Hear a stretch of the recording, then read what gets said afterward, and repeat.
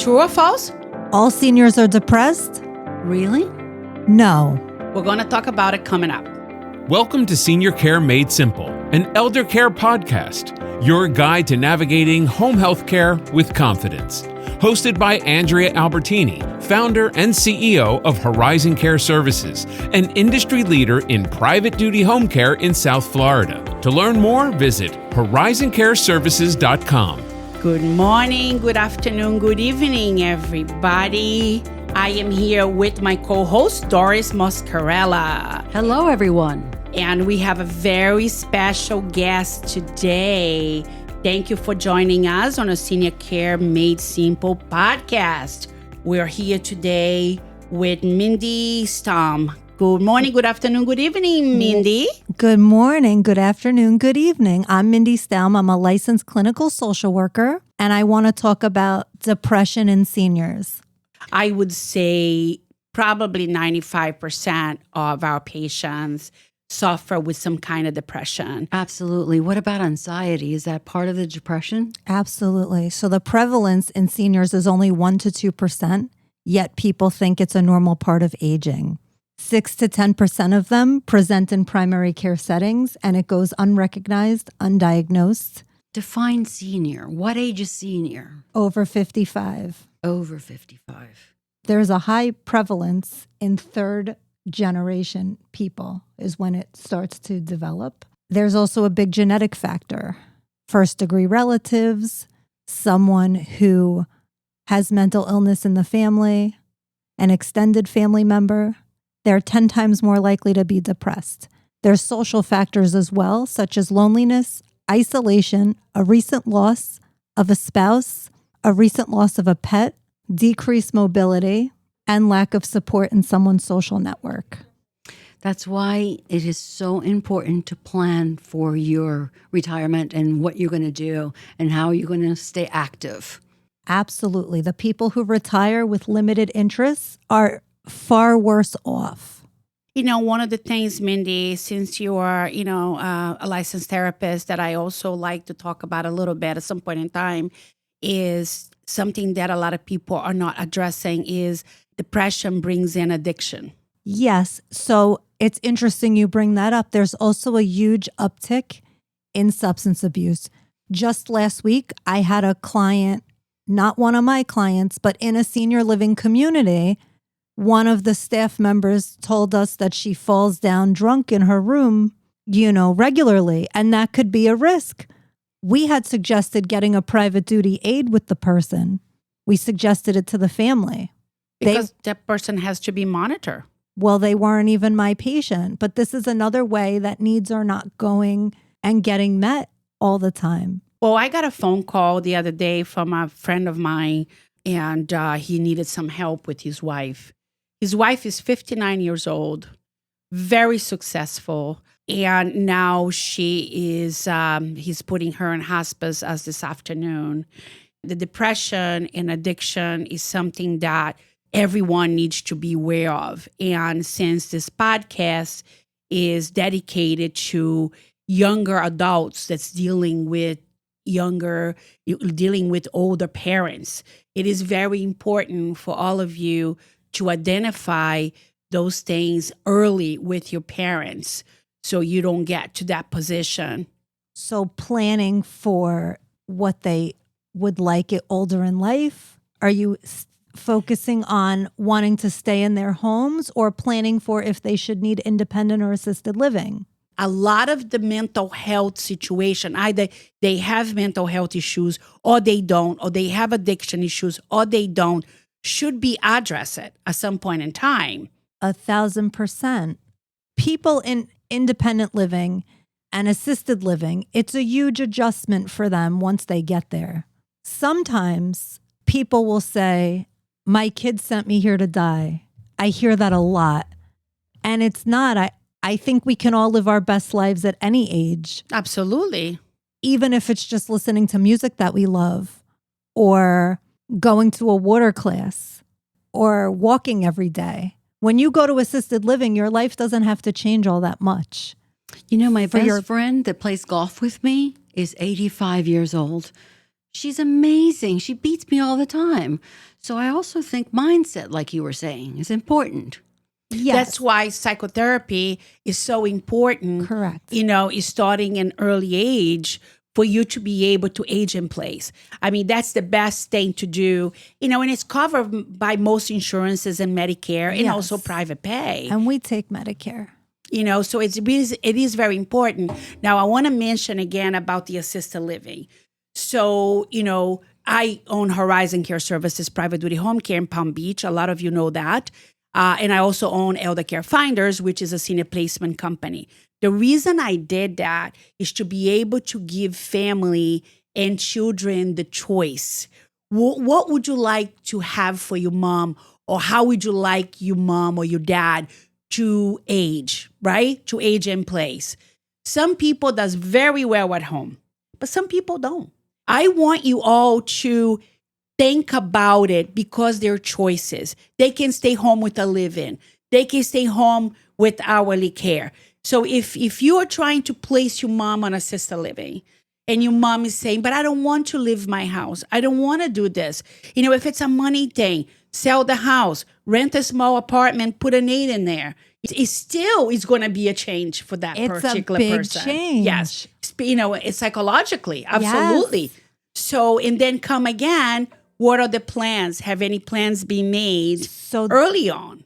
Those are some of the biggest challenges that I see. Number one with depression is access to care. And number two is identifying it. Depression presents very differently in seniors.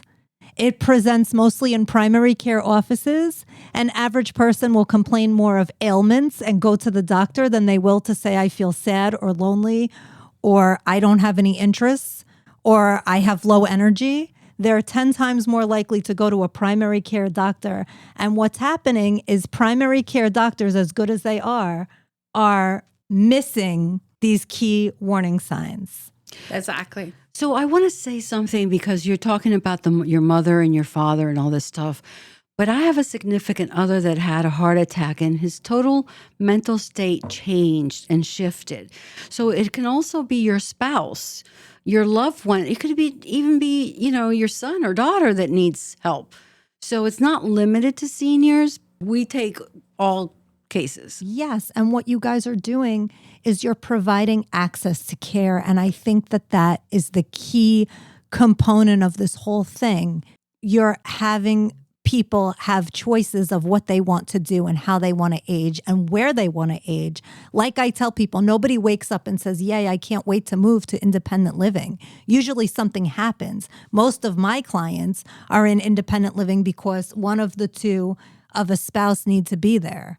What I see a lot in my business, my care comes mostly through the daughter or the son, that is requesting care for their loved ones, right? It's very interesting. When somebody moves into assisted living, a family member, the family members typically have one of two responses in my experience, and I'm doing this 20 years already.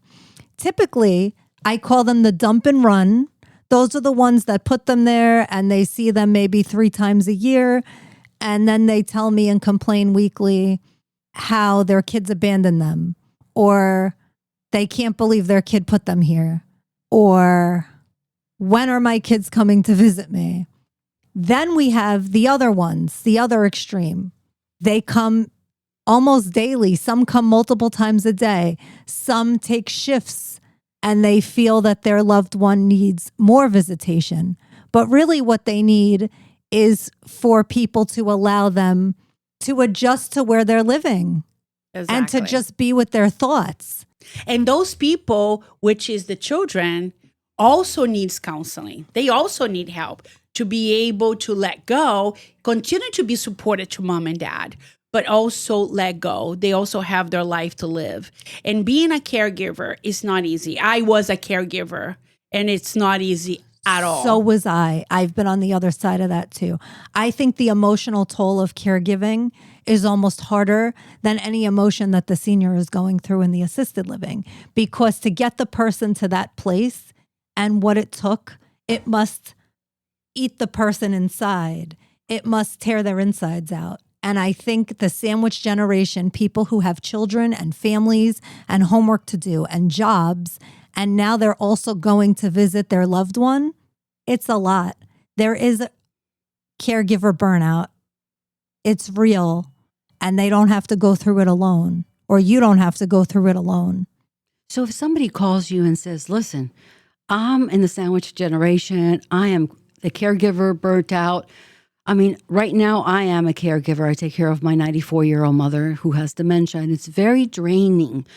The good thing is I have 5 sisters, and we rotate. However, it is draining. Do you offer any help for the caregiver? Absolutely. Doris, I'm really sorry you're going through that. It's so stressful. Nobody wants to see their mom struggle or suffer. And what really happens is the guilt of not being there, the guilt of if something happens. Yes. What if she's by herself? Right. What if? What if you took 1 hour out of your life to go for a walk or to take a gym class and your mom was alone for 1 hour? No, I can't take that chance. Exactly. So that's what I hear all the time. We never leave her alone. And this Sunday was my turn to take care of her. And she walked from one room to the other and she was out of breath. I really wanted to take her out. It was a beautiful day. And I said, absolutely not. I'm not taking a chance. So it's a lot of stress on the caregiver. She's not really aware of what's going on. However, it takes a lot. It takes a toll. The toll is on you and your 4 sisters. Correct. And it creates a lot of friction between us because it's a lot of pressure. You and your sisters or you and your mom? The sisters. My mom is not really 100% there. Yeah. So there's a lot of resentment between siblings when it comes to caregiving, especially when you're sharing the responsibility.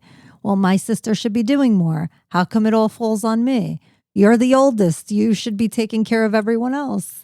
There's a lot of dynamics, as every family has, that go into this. And you know what? I've told them about elder care finders. In a heartbeat, I would get somebody out there to help. But then we're not all in agreement about that. So that's something that's very important also. Well, a lot of times your 85-year-old mother isn't going to be the one to accept the help, and you would be the identified client. Like you would be the one that I would see, in person or virtually, or one of my clinicians would. Okay, I'll be calling you, okay? Sounds great. I mean, your mother is very lucky to have you guys being the caregiver for her.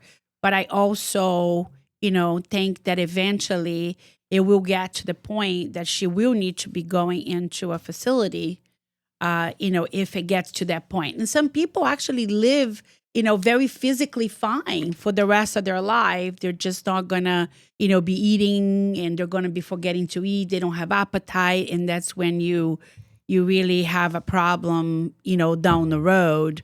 But everyone needs to be very careful, when they are a caregiver, because it's very difficult. And you got to, remember too, we have families that don't live in the same town as your parents do. We have children who have gone to college and move away to different countries and different state, and and mom and dad are alone in wherever parts of the world. And most of these seniors, they develop depression when they are used to doing things that they do every single day, like your friend who golfs, who's 85 years old.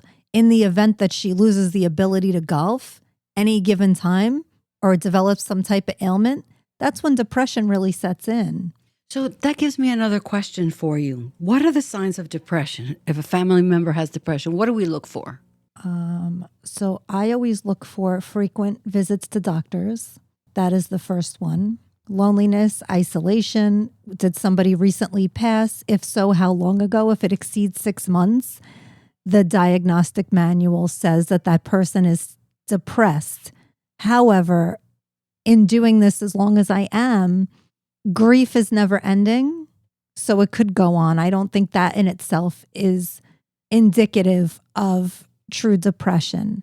But that coupled with lack of energy, lack of interest in things, decreased or increased sleep, decreased or increased appetite, things that they used to like to do, they're not doing.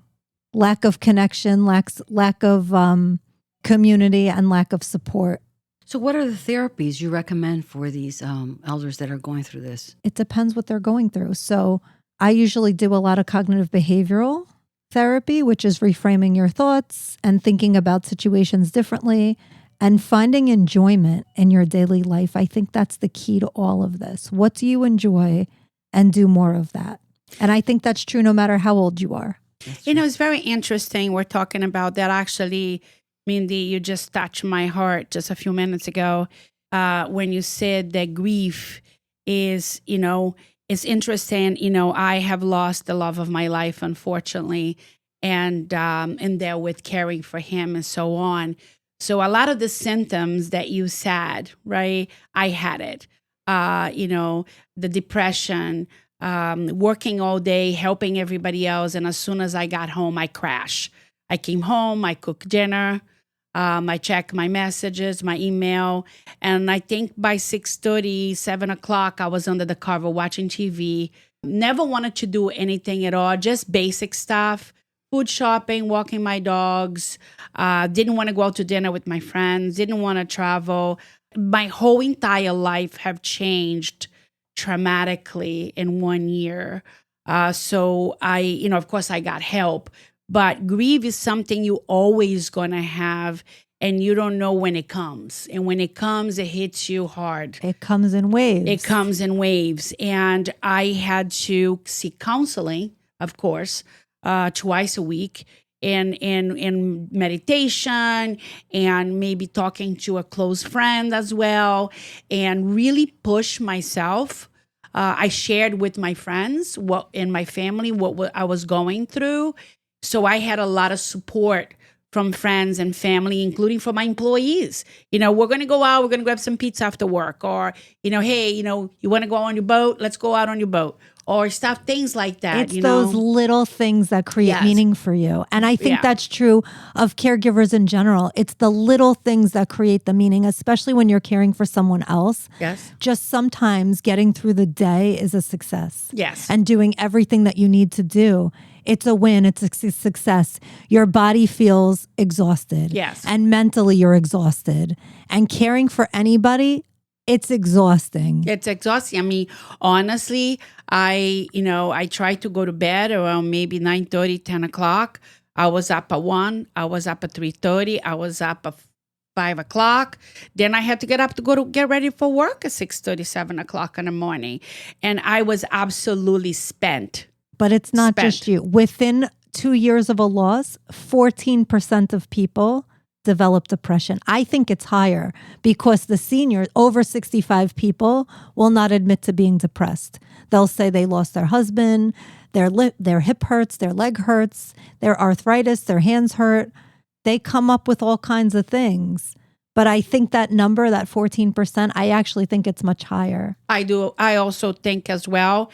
And I think for any of you all that is listening, there's nothing wrong in getting an assessment to measure if there's what kind of depression, what is your signs of depression on your loved ones, because that's also going to play a big part as they're aging in place. And when depression is untreated, it interferes with someone's ability to follow a treatment regimen. So if somebody has a medical diagnosis and they're depressed, they may not treat that diagnosis because they don't feel like going to physical therapy 2 or 3 times a week.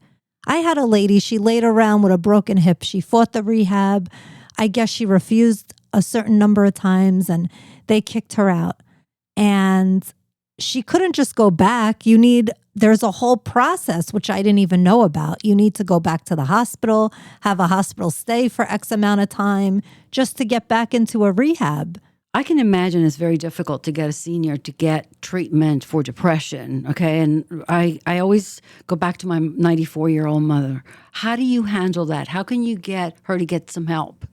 So normally I talk to the power of attorney or whoever the primary care doctor is who's making the referral, and I try to use the nurse practitioner making the referral, the family, and tell the loved one that their family and their physician both think that they need this. A lot of times they'll say, oh, great, now everyone thinks I'm crazy.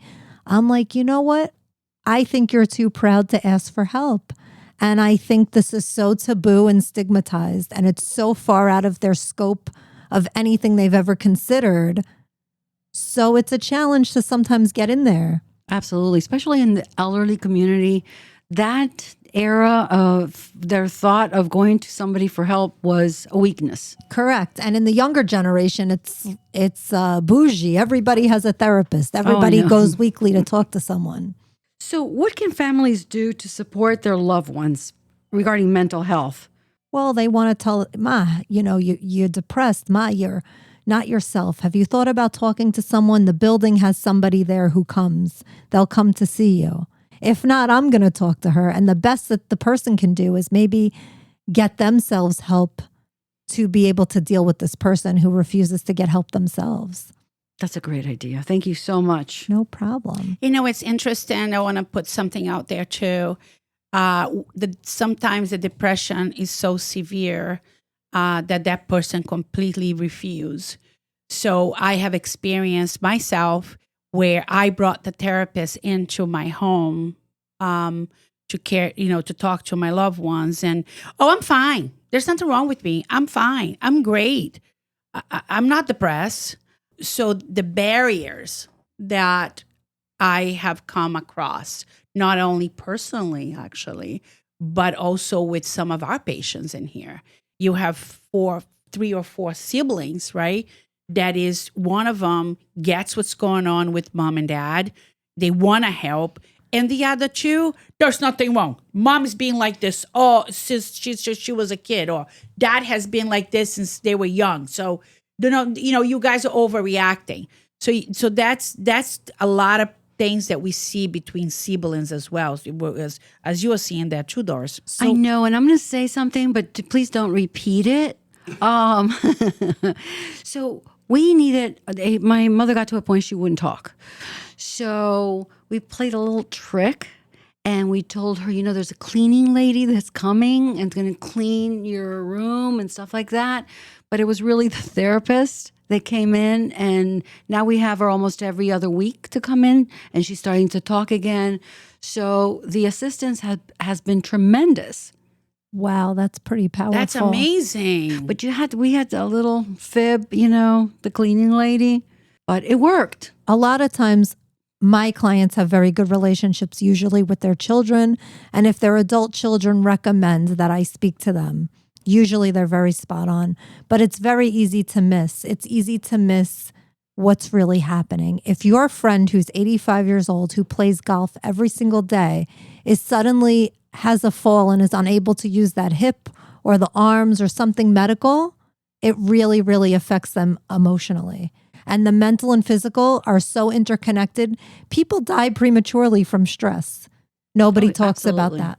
Stress kills. Yes. Depression kills. So one thing I want to talk about also is that we're missing the suicide rate in adults is greater than any other population currently. I'm glad you mentioned sad. that because I live in a elderly community. We don't like to call it that, but we do. And I am part of a committee where we try to bring in resources and stuff. I'm in the Healthy Lifestyle Resources. I brought in front of the committee to have a lecture on suicide. And 2 members lifted up their hand and said, we don't have suicides here. The director of the Healthy Lifestyle says, absolutely. We just don't mention them or let anybody else know what is happening. Suicide is very common in the elderly community. Correct. Males 85 years and older are the highest group to complete suicide, and they're the less likely to accept help from therapists. I'm not surprised. So many older adults who commit suicide have visited a primary care physician very close to the time of the suicide. 20% of seniors visit their primary care on the same day, 40% within the week. That's scary. It scares me too. And what's really interesting is that people are missing the warning signs. So can you repeat the warning signs? The warning signs, the number one warning sign are complaints of ailments and spending most of the time going to the doctors, different doctors. But you have to listen for things that are underlying that. Did they lose a spouse? Did they have any major life-changing events? Did they lose a pet? Did they lose very close friends? Do they have a good support system? Support system is key. Suicides are twice as common as homicides, Wow. yet less talked about. Yeah, we So don't talk sad. about it. What are the top pieces of advice that you would give to families and caregivers about supporting elderly mental health? Encourage them to get treatment. Encourage them to talk to somebody. Tell them they're not crazy. Normalize it. Tell them that everyone is seeing a therapist, which is true. The 20 to 30-year-olds are booming. Everyone has a therapist, like everybody has a gym membership. That's very true. Or get a cleaning lady that comes out as a therapist. Well, we don't want to deceive the clients. We kind of want to work with people to get them into treatment or seeing a therapist. And also, a lot of times we will encourage medication with that, not by me, but by a psych NP or a psychiatrist, because sometimes, like Andrea, someone has such a deep loss that is unfathomable to live without, that they need a little something to get over that hump temporarily until they have some coping skills. But the one thing that families can take away is that they are not crazy. It's hard. The 3 biggest life stressors are death, divorce, and moving. And most of these people have had at least 2 of them. Mindy, I know that you are licensed in a lot of the states. We're going to have your information on the show notes. Thank you so much for having me. I really appreciate it. I look forward to hearing from everyone. Well, thank you, Doris, and thank you, Mindy, Thank for you. joining us today. This was an incredible topic, and we have so much more to talk about when it comes to mental health and everything that's going on, not only with our seniors, but also with young adults facing different chapter of their lives. So we're going to have you back again, Mindy. So I would love that. we Life would is love to have stressful, so there's a lot that goes on. Exactly.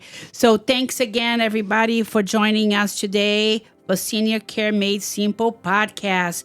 If any of you have a question, wants us to talk about anything, please email us at seniorcaremadesimplepodcast@gmail.com. seniorcaremadesimplepodcast@gmail.com. I'm Andrea Albertini. Doris, Mindy, have a fantastic rest of the week, everybody. Senior Care Made Simple, an elder care podcast, has been brought to you by Horizon Care Services, your private duty choice in home care in South Florida. For more information on acquiring home care assistance, visit horizoncareservices.com.